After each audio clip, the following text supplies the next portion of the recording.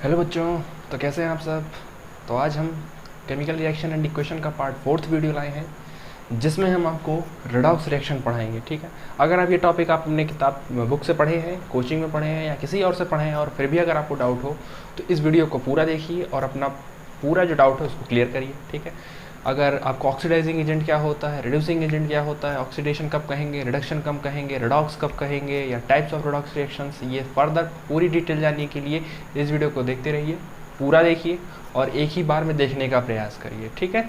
तो चलिए स्टार्ट करते हैं हमारा आज का टॉपिक रेडॉक्स रिएक्शन। ठीक है। पार्ट 4th है और संभवतः ये लास्ट पार्ट ही होगा पहले चैप्टर का, तो हमारा पहला चैप्टर खत्म हो जाएगा।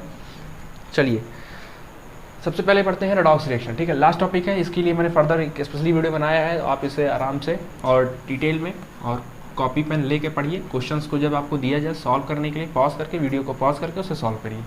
चलिए क्या है रेडॉक्स रिएक्शन। देखिए जो रेडॉक्स रिएक्शन है वो टोटल 2 पार्ट में बना है। ठीक है। ये जो रेडॉक्स रिएक्शन, इसको ध्यान से देखो, एक है इसमें रेड और एक है इसमें ऑक्स। ठीक है। इसमें जो रेड वाला पार्ट है ये वाला आया है रिडक्शन से। कहाँ से आया है? रिडक्शन से। इसमें जो ऑक्स वाला पार्ट है ये आया है ऑक्सीडेशन से। ठीक है। तो रिडक्शन में रेड वाला पार्ट आया है रिडक्शन से, ऑक्सीडेशन में ऑक्स वाला पार्ट आया है, मतलब ऑक्स वाला आया है ऑक्सीडेशन से। ठीक है। तो सबसे पहले हमें ये दोनों समझना चाहिए कि रिडक्शन क्या होता है और ऑक्सीडेशन क्या होता है। अगर हम रिडक्शन और ऑक्सीडेशन समझ जाते हैं तो हमें फिर रेडॉक्स रिएक्शन समझने में कोई दिक्कत नहीं होगी। ठीक है। तो चलिए सबसे पहले समझते हैं रेडॉक्स रिएक्शन या में रिडक्शन और ऑक्सीडेशन क्या होता है। ठीक है। चलिए हेडिंग डालिए, oxidation reaction and redox reaction. दोनों को साथ ही समझते हैं तो ज़्यादा इजी रहेगा। पहले डालिए ऑक्सीडेशन और इधर डालिए रिडक्शन। अब इसको हाफ पार्ट में डिवाइड करिए। चलिए देखिए, ऑक्सीडेशन में मतलब होता है, सिंपली जानिए, ऑक्सीडेशन का मतलब होता है एडिशन ऑफ ऑक्सीजन। कैसे याद करेंगे? ओ से ऑक्सीजन, ओ से ऑक्सीडेशन। मतलब अगर ऑक्सीडेशन में ऑक्सीजन जुड़ता है तो addition of oxygen and removal of hydrogen. अगर किसी कंपाउंड में ऑक्सीजन जुड़ रहा हो या किसी कंपाउंड से हाइड्रोजन निकल रहा हो तो उसको हम क्या बोलेंगे? ऑक्सीडेशन बोलेंगे। इसी का ठीक उल्टा करिए, इसमें ऑक्सीजन ऐड कराया गया है तो इसमें क्या ऐड कराएंगे आप? एडिशन ऑफ ऑक्सीजन है तो यहाँ पे ऐड कराएंगे आप hydrogen and removal of oxygen. मतलब addition of hydrogen is called reduction, removal of oxygen is also called reduction. ठीक है। ये हो गई बेसिक डेफिनेशंस जो आपको इस साल 10th स्टैंडर्ड तक पढ़ाई जाएगी। मैं एक डेफिनेशन इसके साथ और बता दे रहा हूँ, वो आपको बहुत काम करेगी अपने अगले सेशन के लिए या क्लास 11th में। आपको वहाँ चैप्टर मिलेगा पूरा। अभी क्या है, 10th में एक सिर्फ टॉपिक है, आप जब नेक्स्ट ईयर जाएंगे 11th में तो आपको पूरा चैप्टर ही मिल जाएगा रेडॉक्स रिएक्शन। ठीक है। तो वहाँ के लिए मैं एक छोटा सा कॉन्सेप्ट बता देना, उस पर कुछ न्यूमेरिकल्स भी करा दूंगा। बहुत ज़्यादा कठिन नहीं है ये कॉन्सेप्ट। ठीक है। देखिए इसमें क्या है, ऑक्सीडेशन में क्या होता है? ऑक्सीडेशन में होता है लॉस ऑफ इलेक्ट्रॉन। तो रिडक्शन में क्या होगा?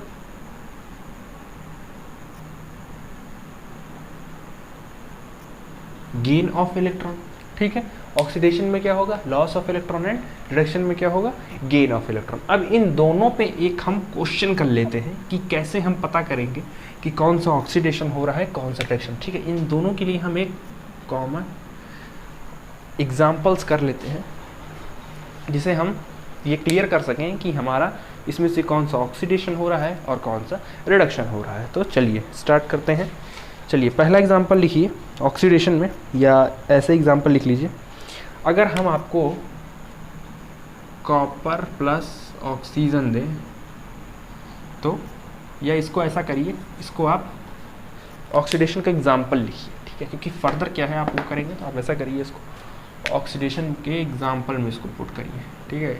ऑक्सीडेशन का एग्जाम्पल लिखिए, carbon plus oxygen gives CO2, carbon में ऑक्सीजन जुड़ रहा है, एडिशन ऑफ ऑक्सीजन। एक बात ध्यान देनी ये है कि ये फेनोमेना एडिशन ऑफ हाइड्रोजन और रिमूवल ऑफ हाइड्रोजन, ये कोई ज़रूरी नहीं हो कि ये दोनों एक साथ हो, दोनों में से कोई भी हो सकता है, ठीक है। क्या मैंने बोला? मैंने ये बोला कि addition of oxygen and removal of hydrogen, ये ज़रूरी नहीं है कि दोनों एक साथ हो, एक ही बार में दोनों प्रोसेस हो रहा हो, ऐसा नहीं है। कोई एक प्रोसेस भी एक समय पर हो सकता है। जैसे यहाँ पर सिर्फ ऑक्सीजन ऐड हो रहा है तो हम क्या करेंगे कि कार्बन का ऑक्सीडेशन हुआ, किसमें? कार्बन डाइऑक्साइड में। दूसरा एग्जांपल देखिए, से कॉपर को अगर ऑक्सीजन से रिएक्ट कराएंगे तो क्या बनेगा? Cu2O। यहाँ पे आप बैलेंसिंग करना सिखाया ही गया है पार्ट सेकंड वीडियो में, ठीक है। जिसको नहीं आता है आप यूट्यूब पर सर्च करिए how to balance chemical reactions, आगे चैनल का नाम डाल दीजिए, आ जाएगा, ठीक है। तो ये हो गया आपका ऑक्सीडेशन रिएक्शन, क्लियर है।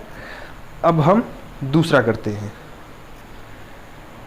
अगर हम रिडक्शन की बात करें तो देखिए, रिडक्शन का कोई एक पर्टिकुलर एग्जाम्पल नहीं होता है कि हम आपको यही समझा दें कि यही जो एग्जाम्पल है वो रिडक्शन का ही है और एग्जैक्टली आपको रिडक्शन का ही एग्जाम्पल मिले। कभी कभी क्या होता है, वैसे जनरली जो मोस्ट ऑफ द रिएक्शंस होते हैं वो दोनों मिलेंगे, ऑक्सीडेशन और रिएक्शन दोनों होता है। ऑक्सीडेशन का तो मिल जाता है पर रिडक्शन का नहीं मिलता है, ठीक है। तो रिडक्शन का समझाने के अच्छा है मैं रिडक्शन का अलग से समझा देता हूँ, ठीक है। रिडक्शन का समझाने के लिए मैं आपको रिडॉक्स रिएक्शन बता देता हूँ। अगर आप वो समझ गए तो वहाँ आप डेफिनेशन भी एग्जाम्पल वहाँ कर लीजिएगा, ठीक है। तो एग्जाम्पल नोट कर लीजिए, इसका एग्जाम्पल अभी मैं रिडॉक्स रिएक्शन में बताता हूँ, ठीक है।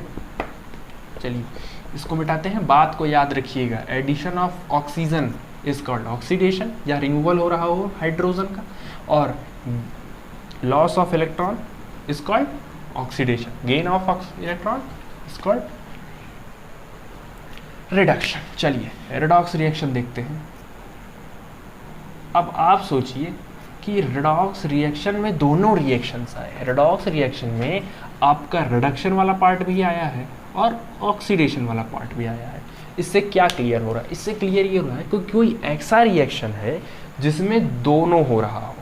क्या बोला?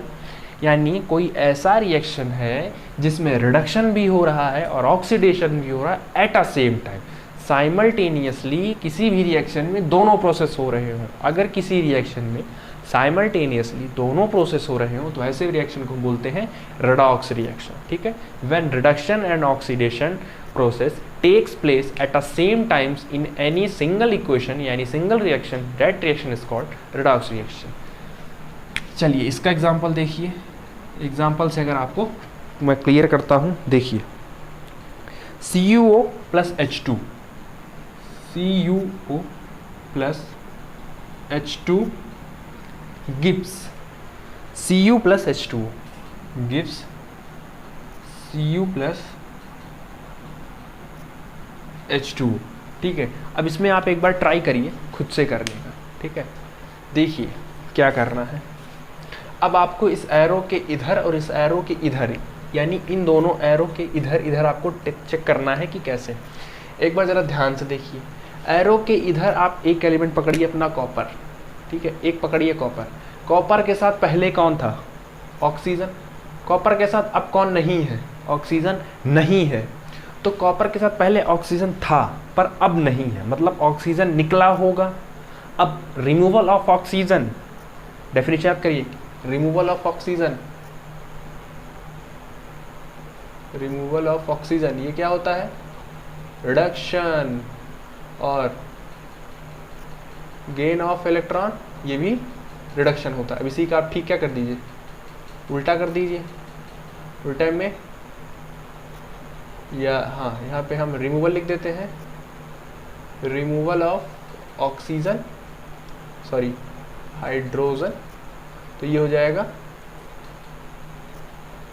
ऑक्सीडेशन।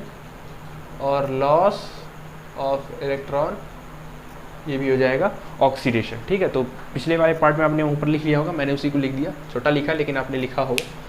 चलिए देखिए क्या हो रहा है। Cu में से कॉपर ऑक्साइड में से ऑक्सीजन निकला, सिंपल ये बना। मतलब कि ये है कि कॉपर ऑक्साइड का कॉपर में क्या हुआ, बताइए बताइए। कॉपर ऑक्साइड का कॉपर में रिडक्शन हुआ। रिडक्शन क्यों हुआ? क्योंकि ऑक्सीजन रिमूव हो गया इसमें से इसमें, ठीक है। ऊपर वाला देखिए, मैंने यही कहा, ऊपर वाला जरा ध्यान से देखिए। ऊपर वाले में H2 अकेला था, पर अभी उसके साथ कौन आ गया? ऑक्सीजन। तो एडिशन ऑफ ऑक्सीजन, ये रिएक्शन हो गया ऑक्सीडेशन। समझ में आ गई बात? ठीक है। एक बात इसमें आप ध्यान रखिएगा, देखिए एरो की इस साइड से पॉइंट को आप शुरू करेंगे और एरो के इस साइड आप एरो लगाएंगे। एरो याद रखिएगा, कभी भी एरो आप ऐसे करके ऐसे मत करिएगा कि इधर से ला के इधर एरो लगाइए, वो गलत हो जाएगा। एरो हमेशा इधर से लाइएगा, यहाँ लगा के यहाँ लगाइए। इधर से इधर चेंज हुआ, ना कि इधर से इधर हुआ, क्योंकि हमने इनिशियल में आपको पहले लेक्चर में बताया था, इसमें CuO और H2 क्या है? रिएक्टेंट है, और कॉपर और H2O क्या है? प्रोडक्ट है, ठीक है। इनिशियल में आपको बता दिए थे। तो हमेशा रिएक्टेंट से रिएक्ट करके प्रोडक्ट बनता है, प्रोडक्ट से रिएक्टेंट नहीं बनता है। हाँ बनता है, लेकिन इनिशियली रिएक्टेंट को चाहिए बनाने के लिए, ठीक है। तो ये पहला एग्जाम्पल हो गया। दूसरा एग्जाम्पल और देखिए, इसको नोट कर लीजिए। दूसरा एग्जाम्पल और देखिए, H2S प्लस Cl2। दूसरा एग्जाम्पल देखिए, H2S प्लस Cl2। क्या बनेगा इसमें? इसमें बनेगा S प्लस 2HCl। क्या बनेगा? S plus 2HCl। अब इसमें तो कहीं ऑक्सीजन दिख नहीं रहा है, तो आप कैसे बताएंगे ऑक्सीजन हो रहा है, ऑक्सीडेशन हो रहा है कि रिडक्शन हो रहा है? ठीक है, इसमें ऑक्सीजन नहीं दिख रहा है, पर इसमें हाइड्रोजन तो दिख रहा है। देखिए एक बात याद रखिए, जब भी बात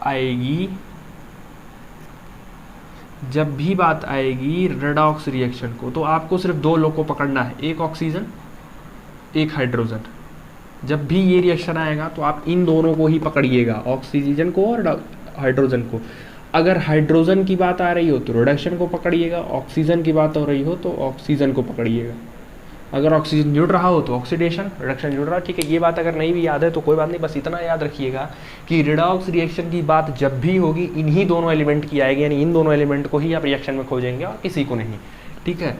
तो हालांकि हमारे गिवन रिएक्शन में ऑक्सीजन तो नहीं है, तो क्या दिया है? हाइड्रोजन तो दिया है, तो हाइड्रोजन से चलिए काम करें। अब ध्यान से देखिए, इसमें पकड़ते हैं इनको, इसमें पकड़ते हैं इनको। सल्फर पहले हाइड्रोजन के साथ था, पर अब सल्फर अकेला है, मतलब इसका कुछ इसमें हुआ होगा। क्लोरीन पहले अकेला था और बाद में क्लोरीन के साथ हाइड्रोजन है। अच्छा, क्लोरीन अकेला था, उसमें ऐड हुआ हाइड्रोजन। क्लोरीन अकेला था, उसमें ऐड हुआ hydrogen. Addition of hydrogen is called reduction. Hydrogen remove हुआ, H2S से S गया, हाइड्रोजन रिमूव हुआ, तो ये रिएक्शन हो गया ऑक्सीडेशन। ठीक है, बात क्लियर हो गई? क्लियर हो गई ना बात? चलिए अब अगला देखते हैं। अगला रिएक्शन देखिए, अगला रिएक्शन है AgNO3 प्लस NaCl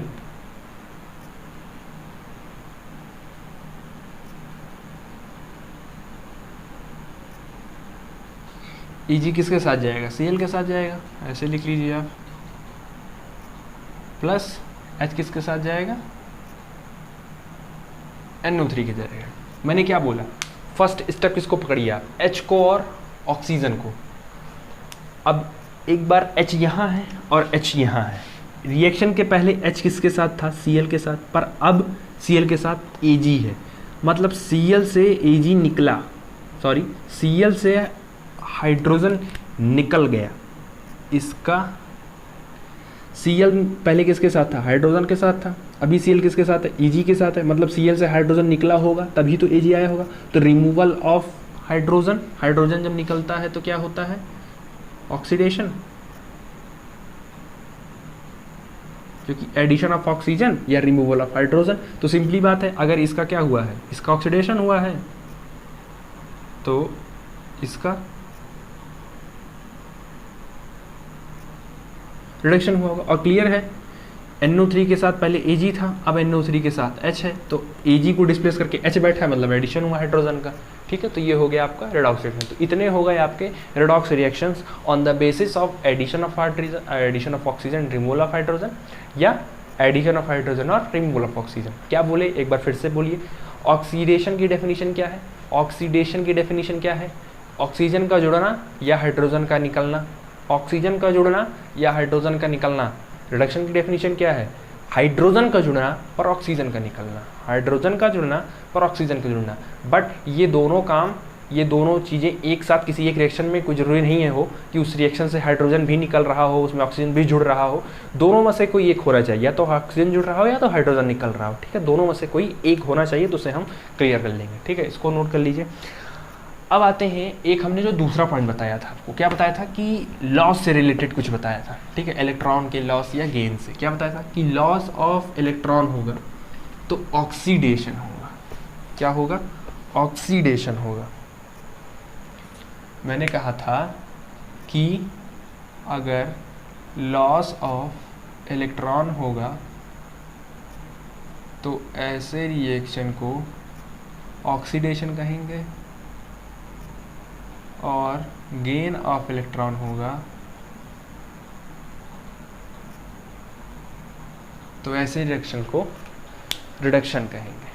ठीक है, इतनी बात क्लियर है कि किसको क्या कहेंगे। अब इसका भी एग्जांपल्स एक बार देख लेते हैं। ठीक है, चलिए इसका एग्जांपल देख लेते हैं। अच्छा, इसका एग्जांपल हम देखने से पहले एक बेसिक चीज़ समझा देते हैं आपको। जैसे मैं एक बहुत कॉमन एग्जांपल लेता हूँ जो आप 9th में पढ़ के आए होंगे। सोडियम प्लस और प्लस एक इलेक्ट्रॉन निकला। जैसे हमें पता है सोडियम का एटॉमिक नंबर कितना होता है, 11। कॉन्फ़िगरेशन करेंगे तो 2 8 1 आएगा। ऑक्टेट रूल के हिसाब से सोडियम क्या करेगा, अपना ऑक्टेट पूरा करने के लिए अपने आउटर मोस्ट में से एक इलेक्ट्रॉन को बाहर करेगा। जैसे एक इलेक्ट्रॉन को बाहर किया, मतलब सोडियम ने इलेक्ट्रॉन को लूज़ किया, सोडियम ने इलेक्ट्रॉन लूज़ किया, और जब लूज़ करता है तो उसके ऊपर एक प्लस आ जाता है। ठीक है, सिंपली जब ऐसे हम ऑक्सीजन का करते हैं तो ऑक्सीजन का एटॉमिक नंबर 8 होता है, इसका करेंगे तो 2 और 6। ऑक्टेट के हिसाब से ये आउटर मोस्ट में 8 करना चाहेगा, मतलब ये 2 इलेक्ट्रॉन मंगाना चाहेगा। इसके पास 2 इलेक्ट्रॉन आएगा, तो इलेक्ट्रॉन आ रहा है, इलेक्ट्रॉन माइनस लेकर आएगा, तो माइनस, और कितना आ रहा है 2, तो इस पर 2 माइनस हो गया। ठीक है, तो ये गेन किया इलेक्ट्रॉन, मतलब सोडियम ने क्या किया, लॉस ऑफ इलेक्ट्रॉन। ऑक्सीजन ने क्या किया, गेन ऑफ इलेक्ट्रॉन। अब डेफिनेशन को मिलाइए, लॉस ऑफ इलेक्ट्रॉन, ऑक्सीडेशन, इसका मतलब सोडियम का क्या हुआ, ऑक्सीडेशन, मतलब सोडियम आयन में ऑक्सीडेशन हो गया। और ऑक्सीजन का अगर हम बात करें तो ऑक्सीजन का हो गया रिडक्शन, क्योंकि इसने इलेक्ट्रॉन गेन किया। अब एक बार सिंपली मैं आपको एक एग्जांपल दे देता हूँ, उसमें आप चेक करिए कि किसका ऑक्सीडेशन हुआ, किसका रिडक्शन हुआ। ठीक है, जनरली बस ये जानिए कि न्यूट्रल से अगर प्लस जा रहा हो, न्यूट्रल से अगर प्लस जा रहा हो तो उसका मतलब ऑक्सीडेशन, और अगर प्लस से न्यूट्रल जा रहा हो तो उसका रिडक्शन। नहीं हो रहा हो तो एक ऐसे सिंपली अभी आपके लेवल तक तो यही मिलेगा, ये हो गया न्यूट्रल और ये हो गया आयन। अगर न्यूट्रल वाला आयन में जा रहा हो और आयन वाला न्यूट्रल में जा रहा हो, एरो बना देते हैं। अगर न्यूट्रल वाला आयन में जा रहा हो तो आयन में जाने का मतलब ऑक्सीडेशन, और आयन वाला अगर न्यूट्रल में जा रहा हो तो रिडक्शन। अब इसी बेस पे हम एक आपको क्वेश्चन देते हैं, उस क्वेश्चन को आप वीडियो को पॉज करके ट्राई करिए कि आपको आया या नहीं आया, ठीक है। Zn plus C U plus two, Zn plus C U plus two gives Zn plus C U, ठीक है। वीडियो को पॉज करिए और ट्राई करिए, देखिए इसमें बताइए किसका ऑक्सीडेशन हो रहा है और किसका रिडक्शन हो रहा है, ठीक। चलिए कर लिया। देखिए मैंने क्या कहा, मैंने ये कहा कि न्यूट्रल से आयन में जाए तो उसका ऑक्सीडेशन हो जाए। न्यूट्रल का मतलब कोई चार्ज ना हो, इन दोनों में चार्ज किसके पास नहीं है, जिंक के पास कोई चार्ज नहीं है। जिंक आयन में गया, न्यूट्रल से आयन में गया, मतलब इसका यानी जिंक का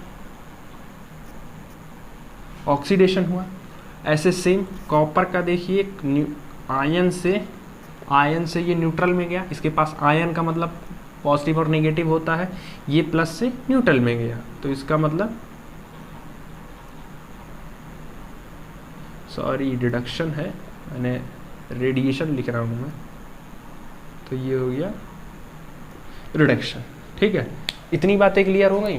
न्यूट्रल था, न्यूट्रल से आयन में गया तो ऑक्सीडेशन हो गया, और आयन से न्यूट्रल में गया तो रिडक्शन हो गया। अगर ऐसे है और आपको अगर कॉन्सेप्ट समझना है तो समझिए। देखिए मैंने क्या कहा कि ऑक्सीडेशन में क्या है, लॉस ऑफ इलेक्ट्रॉन। जिंक पे कोई चार्ज नहीं है, जिंक ने अपना इलेक्ट्रॉन निकाला, जैसे कोई चीज़ इलेक्ट्रॉन निकालता है उस पर चार्ज आता है प्लस। जैसे सोडियम था, सोडियम ने एक इलेक्ट्रॉन निकाला था, उस पर एक प्लस आया था, तो जिंक ने अपना 2 इलेक्ट्रॉन निकाला, इसलिए उस पर 2 प्लस आया। इलेक्ट्रॉन निकाला तो ऑक्सीडेशन। कॉपर प्लस 2 था तो वो 2 इलेक्ट्रॉन गेन किया और अपना जो 2 प्लस था उसको 2 माइनस से उसने न्यूट्रल कर दिया। तो 2 प्लस था, 2 माइनस गेन किया, उसने न्यूट्रल कर लिया, तो वो रिडक्शन में आ गया, ठीक है। तो ये देख लीजिए, कोई दिक्कत हो तो बताइए। चलिए नेक्स्ट मैं आपको देता हूँ, आप करके बताइएगा कि क्या किसका क्या हुआ है। इसको मिटा देते हैं और अगला देखते हैं। अगला देखिए, Cr2O7 -2 plus Fe+2 gives Cr+3 plus Fe+3, Cr+3 plus Fe+3, ये प्लस है। अब ये बताइए कि ऑक्सीडेशन हुआ कि रिडक्शन हुआ, किसका ऑक्सीडेशन हुआ किसका रिडक्शन हुआ, चलिए बताइए। हो गया। चलिए देखिए, थोड़ा सा यहाँ पे समस्या आ रही है क्योंकि यहाँ पे इस बार कहीं भी न्यूट्रल नहीं है, तो इस बार ये फार्मूला इस पर नहीं अप्लाई कर सकते हैं। इसीलिए मैंने कहा कि कॉन्सेप्ट पकड़िए, रूल किसी पे लगेगा किसी पे नहीं लगेगा, इसीलिए कॉन्सेप्ट पकड़िए, कॉन्सेप्ट पे क्वेश्चन लग जाएंगे। तो क्योंकि ये तो लगेगा नहीं, अब इसमें कॉन्सेप्ट लगाइए। देखिए कॉन्सेप्ट लगाने का क्या है, Fe+2 था +3 हुआ, +2 का मतलब इसने 2 इलेक्ट्रॉन निकाला था तो इस पर 2 प्लस आया था। 3 प्लस आने का मतलब इसने कितना इलेक्ट्रॉन निकाल दिया, 3 इलेक्ट्रॉन निकाल दिया, मतलब 2 इलेक्ट्रॉन निकाला था, 1 इलेक्ट्रॉन और निकाला, 1 इलेक्ट्रॉन निकाला, 1 इलेक्ट्रॉन निकाला, तो इसका मतलब Fe+2 का Fe+3 में ऑक्सीडेशन हुआ है, क्योंकि loss of electron is called oxidation, और इसने लॉस किया इलेक्ट्रॉन, अपना 1 इलेक्ट्रॉन और निकाला तो इससे प्लस आया। तो बेसिकली दूसरा वाला क्या कर रहा होगा, रिडक्शन कर रहा होगा, ठीक है। दोनों में से आप कोई एक पकड़ लीजिए, अगर आपने उसको पकड़ लिया तो दूसरा उसी का उल्टा उल्टा आएगा, ठीक है। अब ये -2 था, इसने इलेक्ट्रॉन क्या किया, गेन किया, तो ये 0 पे गया होगा, फिर इसने इलेक्ट्रॉन निकालना शुरू कर दिया तो ये +3 पे चला गया, ठीक है। तो ओवरऑल ये आपका हो गया दूसरा एग्जाम्पल, ठीक। अब अगर ये आपको समझ में आ गया तो नेक्स्ट आते हैं हम आपसे सबसे इम्पॉर्टेंट और सबसे कंफ्यूजन टॉपिक पे, जिसका नाम है ऑक्सीडाइजिंग एजेंट और रिड्यूसिंग एजेंट। ये बच्चों को बहुत ज़्यादा कंफ्यूज करता है, और कुछ लोग बच्चों को इसमें कंफ्यूजन बहुत ज़्यादा होती है कि कौन सा ऑक्सीडाइजिंग एजेंट है, कौन सा रिड्यूसिंग एजेंट है, कैसे पहचाने कि ये ऑक्सीडाइजिंग एजेंट है। ऑक्सीडाइजिंग एजेंट एंड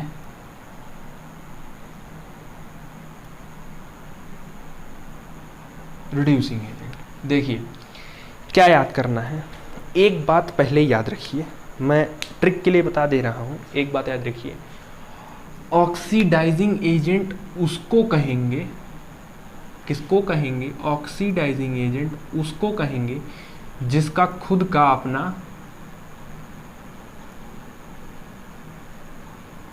रिडक्शन हुआ हो, और रिड्यूसिंग एजेंट उसका कहेंगे जिसका खुद का ऑक्सीडेशन हुआ हो। बातों को ध्यान से समझिए, ऑक्सीडाइजिंग एजेंट किसे कहेंगे, ऑक्सीडाइजिंग एजेंट उसे कहेंगे जो खुद का रिडक्शन करे, मतलब खुद का रिडक्शन कर लिया तो इसलिए वो ऑक्सीडाइजिंग एजेंट हो गया। जिसका ऑक्सीडेशन हो रहा है वो रिड्यूसिंग एजेंट की तरह काम करेगा। एग्जाम्पल लेके समझते हैं, अभी क्लियर हो जाएगा। चलिए शुरू करते हैं एग्जाम्पल से। जैसे एग्जाम्पल में समझिए, पहला वाला वही समझिए अपना AgCl plus HNO3 gives, AgCl नहीं AgNO3 होगा ना, हाँ यहाँ पे वही तो कह रही है वाला, यहाँ चला आया और प्लस यहाँ लिखिए HCl, तो ये बनेगा AgCl और ये बनेगा HNO3। अब इसमें क्या चीज़ें बताई गई थी, इसमें ये बताया गया था कि HCl का Ag में Cl पहले किसके साथ था, हाइड्रोजन के साथ था, अभी नहीं है तो इसके में से हाइड्रोजन निकला मतलब रिमूवल हुआ हाइड्रोजन का, तो इसका हुआ ऑक्सीडाइजिंग एजेंट। और AgNO3 में इसका हुआ रिडक्शन। क्या इतनी बात आप समझ पा रहे हैं, इतनी बात को आप समझ पा रहे हैं, ये बात समझ में आ गई ना कि किसका ऑक्सीडेशन एजेंट। अगर आप यहाँ तक पहुँच गए कि किसका ऑक्सीडेशन हो रहा है किसका रिडक्शन हो रहा है, तो आप यहाँ से समझ सकते हैं। देखिए पहला मैंने जो नियम बताया, इसका रिडक्शन हो रहा है, तो जिसका रिडक्शन होता है इसका उल्टा कर दीजिए, जिसका रिडक्शन हो रहा है वो बिहेव करेगा ऑक्सीडाइजिंग एजेंट, जिसका ऑक्सीडेशन हो रहा है ये बिहेव करेगा रिड्यूसिंग एजेंट। बात क्लियर हो गई। मैंने कहा जिसका ऑक्सीडेशन हो रहा है वो रिड्यूसिंग एजेंट की तरह बिहेव करेगा, जिसका ऑक्सीडेशन हो रहा था उसको मैंने रिड्यूसिंग एजेंट की तरह बिहेव कराया, और सेकंड है जिसका रिडक्शन हो रहा था उसको हमने ऑक्सीडाइजिंग एजेंट कह दिया। ठीक है, ये बात क्लियर हो गई। अब इसमें एक बात और लिख लीजिए, या एक दो एग्जांपल्स और कर लें। एक तो सिंपली ये वाला हो गया, एक और कर लेते हैं जिसमें हमने प्लस वाला देखा था। ठीक है, इसको मैं मिटा देता हूँ, याद रखिएगा, इसको मिटा देते हैं और एक प्लस वाला रखते हैं। चलिए एक जनरल एग्जांपल में सिर्फ प्लस का ले लेता हूँ, या सिंपली मैं आपको वही एग्जांपल समझा देता हूँ। Zn plus Cu plus 2 gives Zn plus 2 plus Cu। इसमें क्या बताया गया था, इसमें ये बताया गया था कि Zn प्लस में क्या हो रहा है,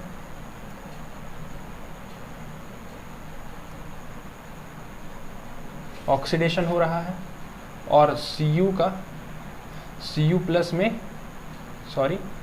प्लस का Cu में रिडक्शन हो रहा है। तो आपने ये कैच कर लिया। बस दूसरा स्टेप क्या है, जिसका ऑक्सीडेशन हो रहा हो नाम को उल्टा करिए, तो ये बिहेव करेगा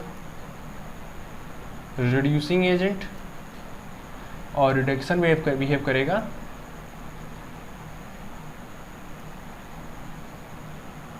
ऑक्सीडाइजिंग एजेंट। बात क्लियर हो गई। बस आपको क्या पकड़ना है कि जिसका ऑक्सीडेशन हो रहा है वो रिड्यूसिंग एजेंट की तरह बिहेव करेगा, जिसका रिडक्शन हो रहा है वो ऑक्सीडाइजिंग एजेंट की तरह बिहेव करेगा। क्लियर हो गया। चलिए अगर आपको ये क्लियर हो गया है तो एक इम्पॉर्टेंट पॉइंट हेडिंग डाल के लिख लीजिए, नोट इम्पॉर्टेंट है। जिन्होंने लिखा है वो ठीक है, जिन्होंने नहीं लिखा है वो क्या डालें, नोट। नोट में आप लिखिए कि ऑल मेटल्स आर, बताइए वो क्या होंगे, क्योंकि मेटल्स अपने अंदर से इलेक्ट्रॉन निकालते हैं, खुद का ऑक्सीडेशन करते हैं, मतलब all metals are reducing agent. ठीक है, ये बात याद रखिएगा। दूसरा लिख लीजिए, all non metals are, non metals कैसे होंगे,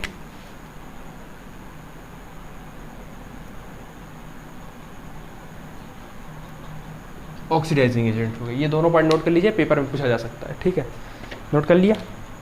चलिए, ये बात भी हो गया।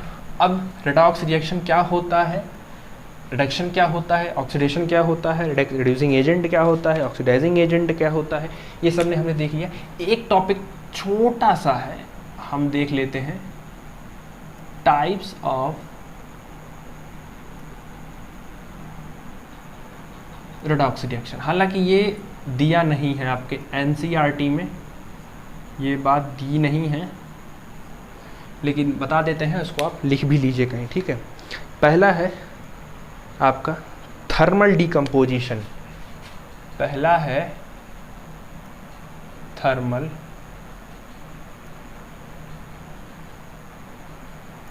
Decomposition redox reaction. ठीक, दूसरा है आपका डिस्प्लेसमेंट रेडॉक्स रिएक्शन। पढ़ना नहीं है, बस आप, मैं पढ़ाऊंगा नहीं ये सब, बस आप जाने रहिए एक्स्ट्रा नॉलेज के लिए। तीसरा है कॉम्बिनेशन,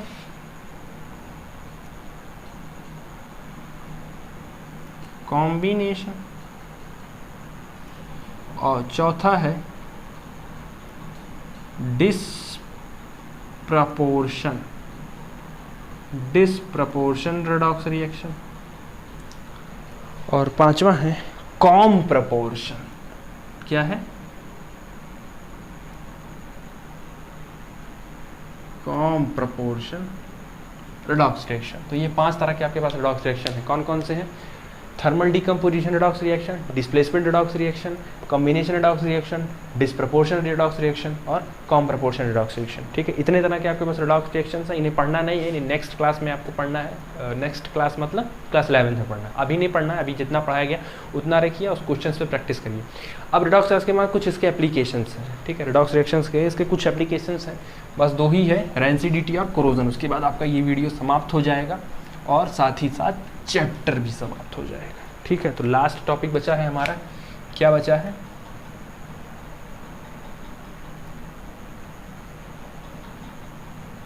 एप्लीकेशन ऑफ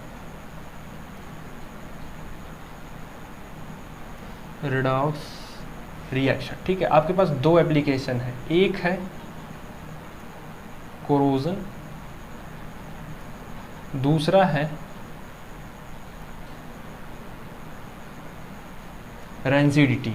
ठीक है, रैंसिडिटी क्या होता है, कोरोजन क्या होता है। तो पहले रैंसिडिटी समझ लीजिए, कोरोजन अभी इसके बाद समझा देते हैं। ठीक है, पहले समझ लीजिए रैंसिडिटी क्या होता है। रैंसिडिटी कहने का मतलब ये है, रैंसिडिटी कहने का मतलब ये है कि जब आपका फूड, ठीक है, क्या है कि जब आपका कोई भी फूड हो, अगर वो फूड आपका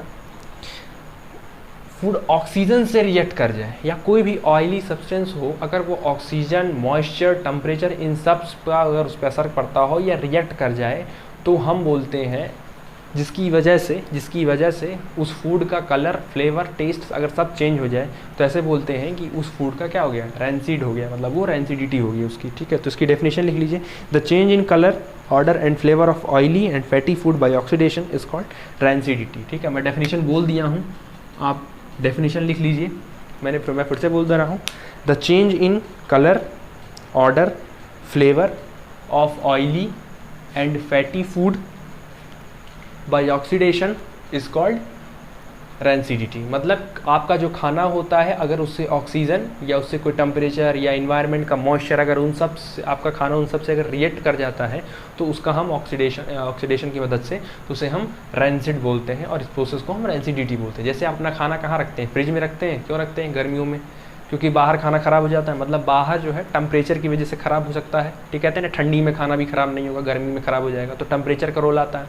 दूसरा आता है कि, और फ्रिज में देखिए टेम्परेचर ठंडा भी रहता है, ठीक है। दूसरा आता है बाहर जो इन्वायरमेंट है वो ऑक्सीजन से भरा है, ठीक है, भले 21% है लेकिन फिर भी ऑक्सीजन की अमाउंट है, जिससे आपका जो फूड है उसमें जो ऑयल है वो उस ऑक्सीजन से रिएक्ट कर लेगा और आपके फूड को ख़राब कर देगा, जबकि फ्रिज के अंदर ऐसा नहीं होता है, ठीक है। तो ऑक्सीजन, टेम्परेचर, मॉइस्चर, अगर ये सारे के सारे आपके फूड से रिएक्ट कर गए या उसको ख़राब कर गए तो ऐसे हम उसको बोलते हैं रैंसिड फूड, और इस प्रोसेस को बोलते हैं रैंसिडिटी, ठीक है। तो ये पार्ट भी क्लियर हो गया। नेक्स्ट आता है आपका कोरोजन। कोरोजन का अभी बस एक बात ध्यान रखो। क्या ध्यान रखें sir?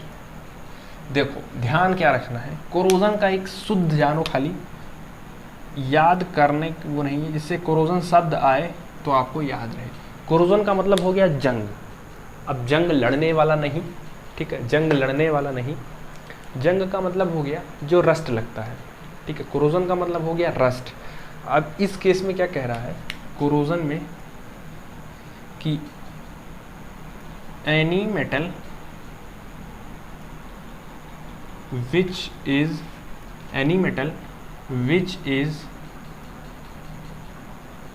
treated by temperature, air या oxygen to form rust on it, यानी any metal which is treated by temperature, air, oxygen to form rust on it. मतलब कोई भी मेटल अगर उसके ऊपर टेम्परेचर, एयर, ऑक्सीजन का प्रभाव पड़ रहा हो जिससे उस पर रस्ट लग सके, जिस पे जंग लग सके, तो ऐसे प्रोसेस को हम कोरोजन बोलते हैं, ठीक है। तो ऐसे प्रोसेस को हम कोरोजन बोलते हैं और उस मेटल को बोलते हैं कि वो मेटल कोरोड हो गया, ठीक है। एयर, ऑक्सीजन, और हम लिख सकते हैं एसिड का भी अटैक हो सकता है, ठीक है, एसिड का भी अटैक हो सकता है। तो डेफिनेशन क्या होगी कि any metal which is treated by acid, temperature, air, oxygen to form rust on it, that metal is known as, आगे लिख लीजिए, that metal is known as corrode and this process is known as corrosion, ठीक है, and this process is known as corrosion, ठीक। Next आता है इसका prevention क्या है। तो प्रिवेंशन, रस्ट से प्रिवेंशन करने के लिए क्या है, ऑयलिंग है, ग्रीसिंग है, या कुछ भी आप कर सकते हैं, ऑयल लगा लीजिए, ग्रीस लगा लीजिए, या उसको इन्वायरमेंट से दूर रखिए। तो इन्हीं सब, यही इसका प्रिवेंशन है, ठीक है, ऑयलिंग, ग्रीसिंग करना, यही इसका प्रिवेंशन है। नोट करिए इतना।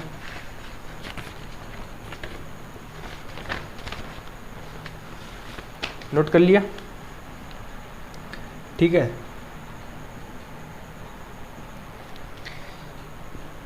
तो इसका हम प्रिवेंशन देख लेते हैं इस बार। क्या देख लेते हैं? प्रिवेंशन। हटा देते हैं इसको भी। क्या देख लेते हैं? Prevention of corrosion.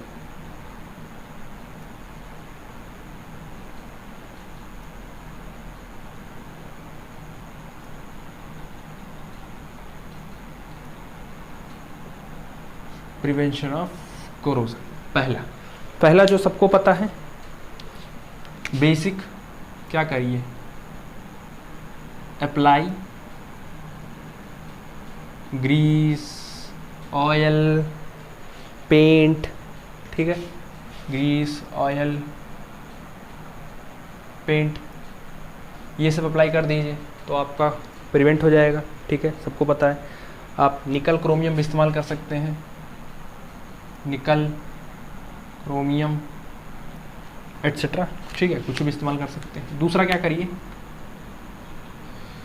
दूसरा इंपॉर्टेंट है, दूसरा क्या करिए कि किसी एक्टिव मेटल का कोटिंग कर दीजिए, ठीक है।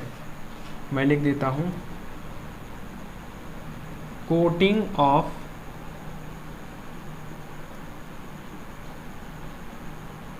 एक्टिव मेटल, कोटिंग का मतलब चढ़ाना, ठीक है, coating of active metal like zinc on low metal is called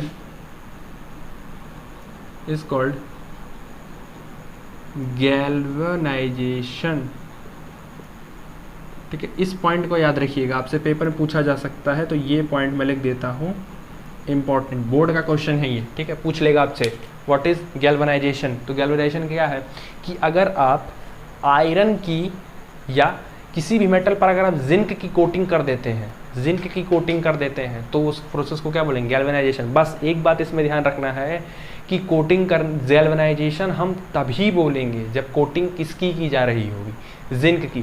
किस पे की जा रही हो ये मायने नहीं रखता है, लेकिन वो जिंक से कम होना चाहिए, लेस रिएक्टिव होना चाहिए, जिंक से बहुत हाई नहीं होना। अब ये है कि सोडियम पे आप जिंक की कोटिंग कर नहीं सकते, क्योंकि सोडियम जो है वो मोस्ट रिएक्टिव मेटल के कैटेगरी में आता है। ठीक है, तो इसमें ध्यान क्या देना है गैल्वेनाइजेशन में, गैल्वेनाइजेशन की जब डेफिनेशन आएगी तो समझ लेना कि जिंक जरूर होगा, यानी गैल्वेनाइजेशन और उसमें जिंक, मतलब गैल्वेनाइजेशन आया मतलब जिंक की कोटिंग की गई है। आप फिर चेक कर लेना कि कोटिंग जिंक से ज़्यादा ऊपर वाले मेटल की गई है कि नीचे वाले मेटल की गई। अगर नीचे वाले की गई है तो ऑप्शन सही है, लगा देना टिक। और अगर ज़्यादा रिएक्टिव मेटल की है तो वो पॉसिबल ही नहीं है। ठीक है, प्रैक्टिकली तो गैल्वेनाइजेशन की डेफिनेशन में होने के लिए क्या होना चाहिए, जिंक होना चाहिए। और ये जिंक किस मेटल पर पड़ना चाहिए, मतलब जिंक से लो मेटल की तरफ, जिंक से वो मेटल कम रिएक्टिव रहे। ठीक है, दूसरा पॉइंट हो गया। तीसरा हो गया using anti rust solution, using anti-rust solution like alkaline, phosphate or chromate, like alkaline or phosphate और क्रोमेट। ठीक है, तो ये आप एंटी रस्ट सोल्यूशन इस्तेमाल कर सकते हैं, उस सोल्यूशन में उसे डाल दीजिए। तो ये हो गया आपका प्रिवेंशन। अब इसमें एक बस छोटी सी बातें हैं, रस्ट का है तो रस्ट का फॉर्मूला कभी कोई पूछा जा सकता है। ठीक है, कि रस्ट का फॉर्मूला क्या होता है, 1 नंबर का क्वेश्चन है सिर्फ, तो रस्ट का फॉर्मूला सिर्फ आप लिख लीजिए। रस्ट का फॉर्मूला होता है Fe2O3.XH2O।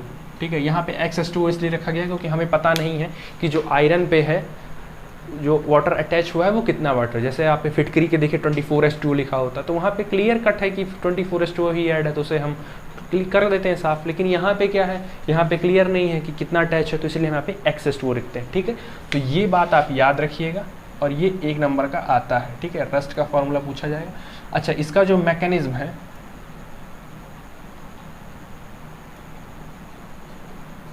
इसका मैकेनिज्म आपसे पूछा नहीं जाएगा, ये फर्स्ट ईयर में है आपको बताएंगे, या सेकंड ईयर में है वहाँ पे आपको पढ़ाया जाएगा। तो मैकेनिज्म की चिंता मत करिए, मैकेनिज्म है नहीं, बस आप रस्ट का फॉर्मूला याद रखिए। ठीक है, अगर आप याद है तो अच्छी बात है। ठीक है, तो इसी के साथ आपका पहला chapter chemical reaction and equation समाप्त होता है, ख़त्म होता है। और उम्मीद करते हैं कि आपको चारों पार्ट जो भी बताया गया है समझ में सब आया होगा। नहीं आया होगा तो कमेंट करिए, उसको बताइए, वीडियो को लाइक कीजिए, शेयर कीजिए एंड सब्सक्राइब कीजिए। ठीक है, कोई भी डाउट हो वीडियो से, कोई भी कॉन्सेप्ट नहीं समझ में आया हो, कोई भी पॉइंट नहीं समझ में आया हो, कोई भी क्वेश्चंस आपके बुक का हो वो ना समझ में आया हो, तो उसे कमेंट करिए। ठीक है, पूरी कोशिश करेंगे उसे समझाने की। और नेक्स्ट चैप्टर देखते हैं कौन सा बनाना है। ठीक है, वीडियो थोड़ी लेट हो जा रही है, ये पता है, थोड़ा सा हेल्थ इशू है, थोड़ा सा गला भी बैठा है मेरा और थोड़ा सा प्रॉब्लम हो रही है, तो इसीलिए नेक्स्ट चैप्टर देखते हैं क्या बनाना है। आप लोग भी बताइए कि नेक्स्ट चैप्टर किस पे बनाएं। ठीक है, जिस पे आपको पढ़ना हो। तो उम्मीद करते हैं अगर आपको जो भी पढ़ाएंगे वो सब समझ में आया होगा। अच्छा है अगर आपको चैप्टर समझ में आया होगा तो पढ़ाई करते रहिए। All the very best.